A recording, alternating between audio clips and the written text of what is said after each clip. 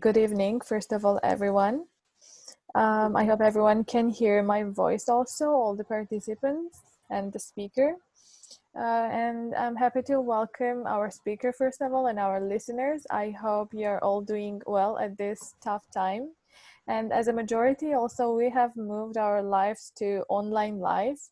So throughout May 2020, Institute for Cultural Relations policy series of online video lectures will host experts of different fields who provide an overview of recent events. They will draw attention on examples from various fields and from various countries. For example, our host today is from India, and we will have many more from different countries and the regions of the world. The reason why we decided to have the video lecture series are recent rapid social change that are taking place globally, and those that affect all aspects of people's life due to COVID-19 pandemic. Recently, such change occurred over a short period of time and have long-term consequences for society. Relationships have changed, institutions have changed, and cultural norms also have changed as a result of those social change. A few more words also about our upcoming webinars. Besides this one, we will have speaker talking about the fake news and role of the changing media, mental health and impact of COVID-19, crisis, and post-COVID international order. Outline of each session will be following. We will have session first, and at the end we will have a chance to ask questions those participants sent us after their registration on Zoom. The duration is approximately 40-50 minutes maximum. And let me introduce today at our first session about restrictions on basic freedoms. We're honored to host Master of Mass Communication and Journalism with 20 years of experience, Miss Trupti Digikar. So please, floor is yours, and I hope our participants will enjoy your lecture. Hello, I am Trupti.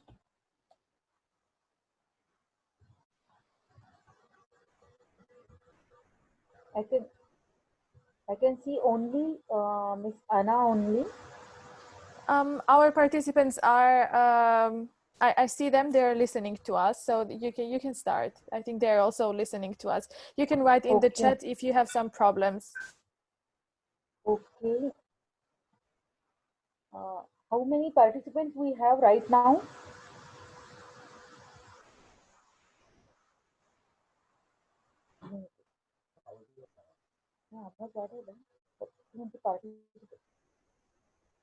Anna, how many participants? Yes, I'm sorry. We have 8 participants right now, and we're also waiting for a few, and we're also live streaming on the Facebook.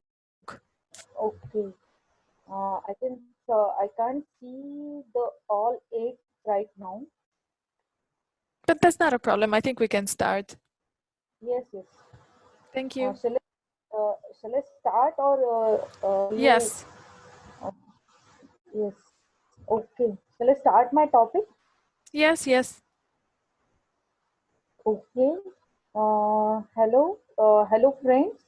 This is my first time to interact with this project, which is connected with the Disha Foundation and Kiran Education Trust in India. My experience is all about media, and I am journalist and start.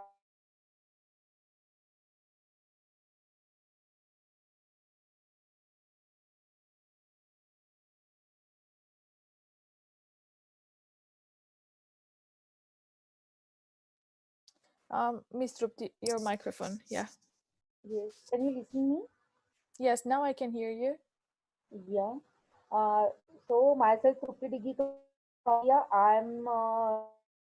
I wish to talk with you. In fact, I am not used to give speech. I am very much used to with interactions as I am journalist So today's online interaction is all about our today's topic is social changes that are taking place uh, due to COVID-19 pandemic. I am media person. I am thinking about the topic on the basis of news content. I spend at least 10 hours a day with news content only. I strive in this epidemic period, I strive for the authentic news sources before producing the content to audiences. It's a big challenge nowadays during the epidemic to prevent fake news, fake videos, and some misinterpreted videos which are very much viral on social media. So in Indian in media houses in India, we have to spend at least 1 hour to verify the fake news and to tell our audiences about the fake content about epidemic. This is our prime responsibility, and I would like to share my predictions in Indian context. Actually, uh, this happens first time in my journalism career. That whole newsroom producing news on the same topic for 24/7.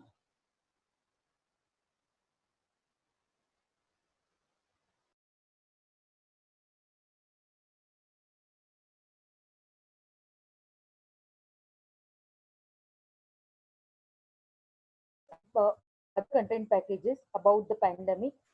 Very unpredictable situation for media and gave biggest challenge to journalistic skills. Mass media uh, should be very much objective and scientific on this pandemic period. We voice first. Our responsibility is in Indian context. Basically, we must give voice to voiceless people as a media, because in India, marginalized people facing a lot of problem regarding human rights. Even they are the vulnerable society is fighting against corona epidemic, as well as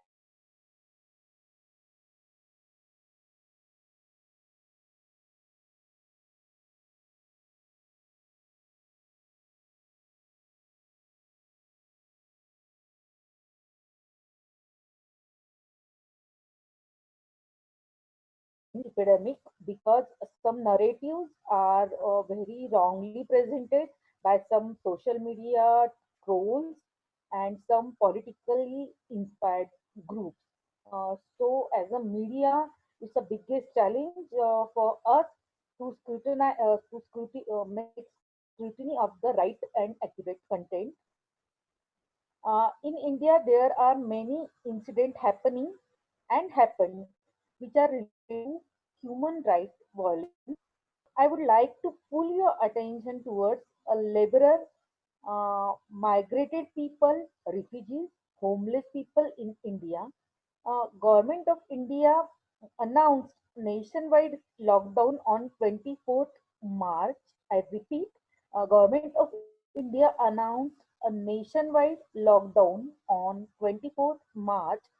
This announcement was all of sudden. Citizens did not have any notice before this nationwide announcement. Can you get me? Can you get me? My speed is okay, Miss Anna, Yes, your screen is okay. We can hear you now. and my pronunciation is It's okay. it's okay. It's Yes, it's okay. good. We can hear you. Yes, thank you. Yes, yes, okay. Government of India announced nationwide lockdown on 24th March. This announcement was all of a sudden citizens of India not have any notice before the nationwide announcement, and this is the major crisis point in India. As many of you and international community discussing a lot about freedom issues before this session, and you may discuss during this session and after this session about Germany, Sweden, and US and UK. You people, you guys discussing a lot about freedom and uh, government and the public relations between and the communication between them. But in Indian context, as but the India, there are many questions. These questions are unanswered till the date. Uh, while world is talking about basic freedom after and during COVID-19 situation, that time India are discussing now how they survive. I am talking about not 130 crore Indians, but I am talking about the marginalized people, laborers, migrants, refugees, and some community specific, which those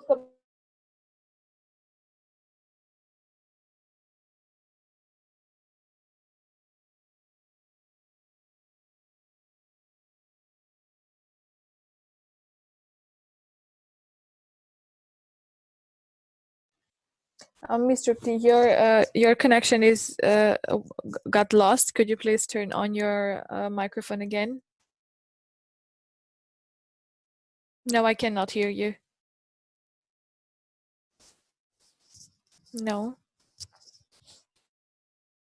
can you hear me? Yes, now I can. You Yes. can continue. A million of Indians migrant laborers say they are struggling to access aid to survive the 6-week lockdown in the state where they work and appealing for help for official back home. They have not freedom to back their native place. In India, there are no integrated data of the migrant labor in the country. Across the nation, 1.3 billion people, local officials are collecting migrant workers data from phone calls, welfare helplines, and social media messages, as well as continuing them visiting makeshift camps where many of the workers live right now. Lockdown in India announced on 24th March the time many daily wages workers were starving. I repeat, many daily wages workers were starving for food. Many workers could not manage the daily requirement. As the lockdown announcement declared, all of a sudden, central government did not discuss the upcoming challenges with state heads. As India has a federal system, there are central government and state government. So state heads are very not aware about the lockdown announcement. That is also the communication gap in center and state here. This was the biggest setback for international. Food is basic requirement of human being. If one could not get food to eat, how he or she could think about freedom, democracy, and political systems. So many migrant labor families could not feed children. The existence of government is disappeared for 3 weeks. Laborers were desperate to go to their native places, but there are no trains, buses, and any other means of transportation. Many laborers prefer to walk towards their native place. Many of them travel for a week or 2 weeks and much more. Uh, and they go their native place uh, and road and walk. They have only option to walk towards their native place. In this situation, how they think about freedom, only priority is to reach native place.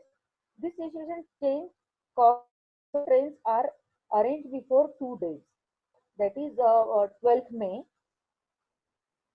So now Indian intellectual people have two views about our social changes. Major two that health, transportation, and education should not be prioritized in India, and that is the after COVID-19. This discourse is prime discourse in India because health and transportation uh, is a profit making institute.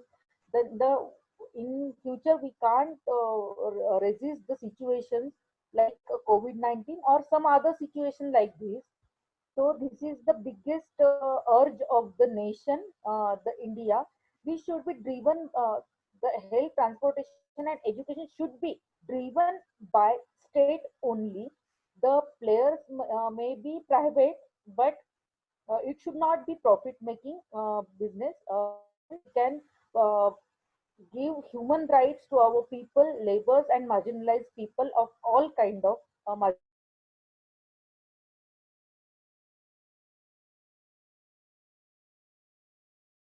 withdraw labor law right now.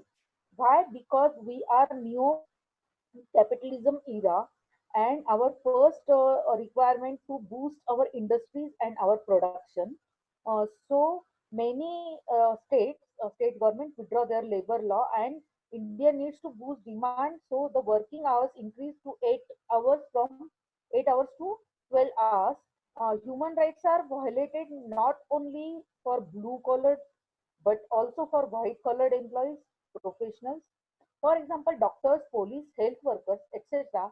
They did not get basic preventive facility in early stage of COVID-19 in India. That is in March, and right now from the last week only, they got all preventive facilities. Many private even, but though they got the preventive PP kits and masks and gloves, but yet they have not security of some policies like uh, insurance policies, and the that is there is package in India, but not the policy, long term policy yet. So after COVID-19, this will be the agenda. This will be the political agenda for India, and many private hospitals decided shut down right now. Now some state governments restrict them to open the hospitals and give the services to public. And if, in context of consumer rights, this is also violated in India because private hospitals do not give their services during the pandemic. The what next industry? What next after COVID-19? Industrial responsibilities will increase because every industrialist has to empower their industry in context of human, what we can say, human resource development in all context, that is human resource content, labors, they have to follow the strict labor laws, and they provide food and health securities to their labor, and even provide some extra skills and nutrient food. And this is the industrialist responsibility in future. And we have to make their mind and shift their psychology for this. This is the biggest challenge of the COVID-19, because market demand should be increased immediately after COVID-19, as India has a 130 crore population, and if demand is not increased, then industry could not survive here. So, in second one is infrastructural changes. Infrastructural changes in context of hospitals, more secure schools, more secure public transportation system, and even we need to increase our social social infrastructure in regarding, for example, the what we can say, the hygiene facility and hygiene and sanitation facility also. Human centered capital investment is compulsory for India to compete with the world, as demographic management is the biggest asset for India, because we are the biggest economy in context of numbers. So the demographic management and the skilled workers, and the citizens should be mm, more aware about self-discipline. Uh, second, second and biggest challenge in front of India after COVID-19, communal crisis. As India, as you people know, that India is a country of diversity. We have many castes, we have many languages, we have many cultures, we have many type of food habits, we have many type of social assembly and rituals and for example caste system and we have to aware about after COVID-19 every caste and community and religion should not polarize because when pandemic situation arise or any calamity it may be natural or whatever the polarization is there when the diversity in the country is so much wide so both to resist polarization and being the we the people of India, that spirit should be raised and it needs some extra effort to take by people, by community leaders, and because if India is divided in polarization, as we have a long tradition of polarization in British colonial rules also, and yet our community can be divided into cultural differences. So this is the and after that every community leader is active for to prevent their community and they can make their uh, I can say their community more polarized and improving that psychology and give training regarding that uh, your first duty is to protect your community. But in Indian context, we have to give the message to media that we are not community, we are the people of India. So this is the biggest challenge for media also to uh, interpret our Indian constitution again and again, and what are the constitutional agenda of the Indian society. We have to mention it again and again through media content only. So the communal misinterpretation and perception politics should be stopped, and it's the major responsibility of our media, our judiciary, our police forces, and our other administration. These are my major points, Anna. I think uh, this I expect that this is not though this is not global, this is hyper local, but India has some exclusive features in sense of our demographic structure. So these are my major points, and thank you for listening. is, is that okay or sufficient data as you expect? Yes, thank you very much. I would like to ask a question that one of our participants sent is that what can be done to mitigate the negative consequences of restrictions by the of restrictions of the country? I couldn't get the meaning. What you wish to know in which Mm. context? The question is following. I don't know if it's understandable or not. What can be done to mitigate the negative consequences of such restrictions of basic freedoms in the future? Uh, Basic freedom in context of India is to right to work Mm-hmm. and got employment first and got good salary. These are the preconditions right now after COVID-19. And if you think that government and the people, that citizens are fight for freedom, is not like in European perspective, Anna, Mm-hmm. because European infrastructure and mindset are too much aware about democracy and human rights. But in India, very few people aware about one's human right. What is my which are my basic rights? So some intellectuals and some white collared professionals discussing about human rights, but not masses now. So got job and got good salary and is the basic requirement of India. And final divisions. Thank you very much. It was very interesting to hear the view of India and what's happening today in India, because we all understand that we live in a very different realities, and India is a case where everything and perception, even of the norms, is very different.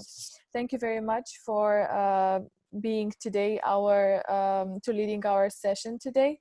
I would like to remind our listeners that our next session will be on Friday, and we will be very happy to see all of you, and we will be very happy to see you joining us again.